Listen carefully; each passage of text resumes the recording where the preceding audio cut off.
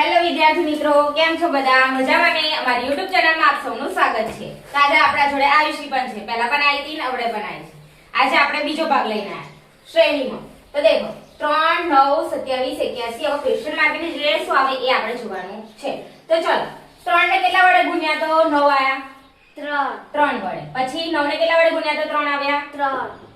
27. બરોબર? 3 નવા 27. 27 તરી કેટલા થાય? 81. પછી 81 ને 3 વડે ગુણો. અહીં બધા 3 3 3 વડે ગુણ્યા એટલે આને પણ કેટલા વડે ગુણવાના? 3 વડે. તો 3 એકા 3 અઠા 24. તો 243 જવાબ આવે. ચલો આની અંદર શું કર્યું વિચારો તો? આની અંદર તો કોઈ ગુણાકાર નથી. 2 તરી 6 6 દુ 12. આમાં તો 3 આમાં 2. હવે શું કરીશું આમાં?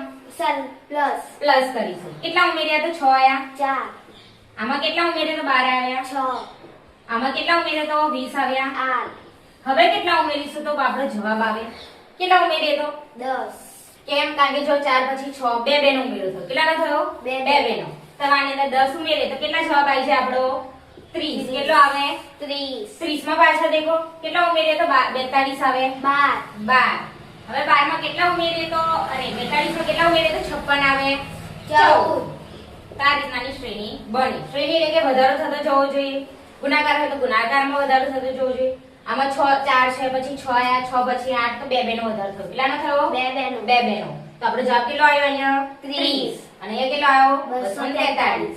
તો આપણે કાલે બીજું નવું લઈને આવીશું. જો તમને અમારો વિડિયો ગમ્યો હોય તો લાઈક શેર અને સબસ્ક્રાઇબ કરજો. મળીએ નેક્સ્ટ વિડિયોમાં. Bye bye.